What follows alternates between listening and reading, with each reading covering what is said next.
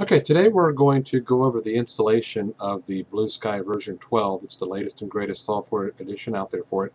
The best practices and the recommendation that we're going to make is to uninstall any previous version of the BlueSky software that you may have on your machine before installing the new version. Depending on the version that you've got installed, you may or may not need to reboot your machine, so you want to take that into account and do it at a time where that's going to be something that you can do.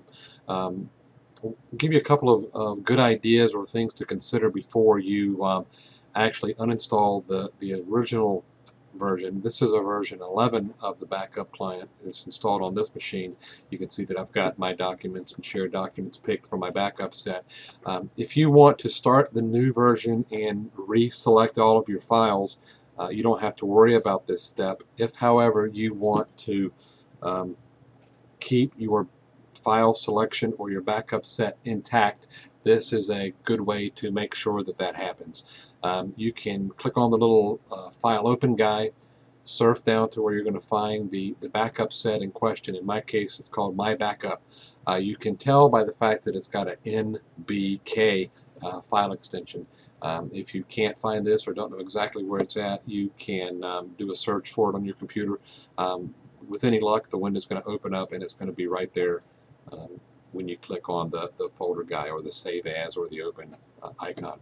What you want to do is right click on that guy and copy it, and then go out to the desktop and paste it. And what that's going to do is it's going to save off your backup set.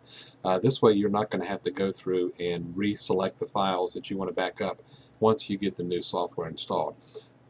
After you get it copied to your desktop, you can go ahead and hit cancel, close out of the old version or the version 11 or 10 backup client, open up Control Panel, go to Add Remove Programs, and then remove the backup client from there.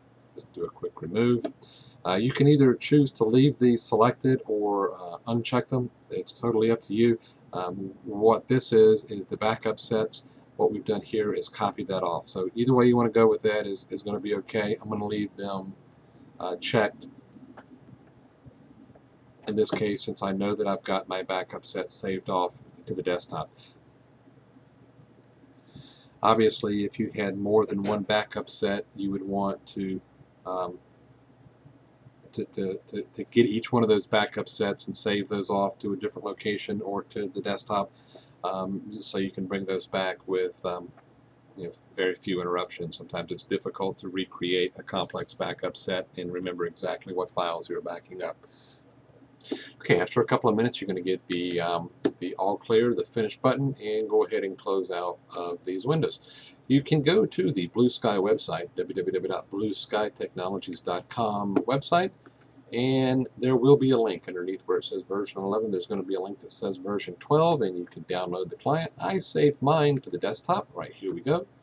And we're going to walk through a brand new installation.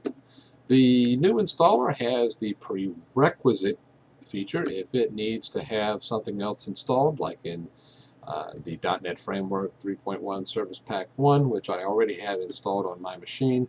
But if you don't have it installed on your machine, you're going to be able to install it from here. So it's going to kind of bring its own or go get the prerequisites for the software if you don't already have them. Make sure the backup client is selected, and we're going to click Install. This will take a couple of seconds. Well, actually a couple of minutes.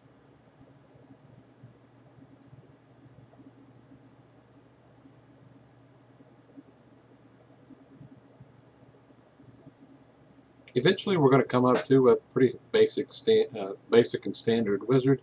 You're going to click your way pretty much through the next. After selecting your language of preference,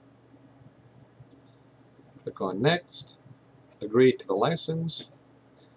In this example, we're going to select typical, but if there were any changes that you needed to make as far as where to install the client to, what services you wanted to actually install, you could select it through going by clicking custom. But in this case, we're just going to select typical. The management server agent service is going to be the subject of another video. This is a new feature in the version 12. We're going to discuss it a little bit more at length. In this example, we're just going to leave that unchecked and click Next. Eventually, the finished icon will appear, and we can go ahead and click the checkbox to launch the program. Okay, the installation was successful and the program is going to launch. If you didn't check that checkbox, there should be an icon over here that you can click on. A couple things you want to check. If the name for this configuration, when it first opens, is not in there, you can just type in BlueSky, or you can really call it whatever you want it to be. And then you want to use your user ID and password. In this case,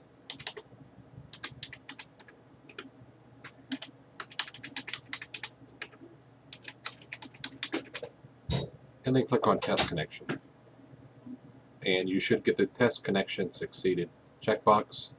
Click OK.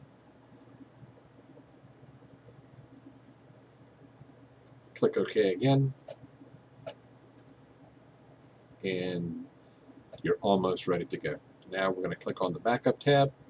We're going to do the same thing we did with the older version, except in reverse. We're going to copy the backup set and we're going to paste it in there, and then click OK, and you can see where the file selection is the same.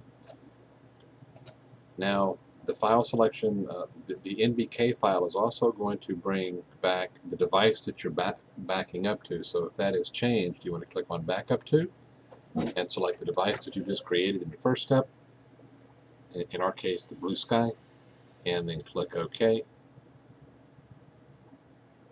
Click on the little disk drive to save the job. And then we can make our schedule. We're going to run this one every day. We'll keep that. Check their credentials. Click OK. And now we're done. Go back in to make sure that everything is set as we expected.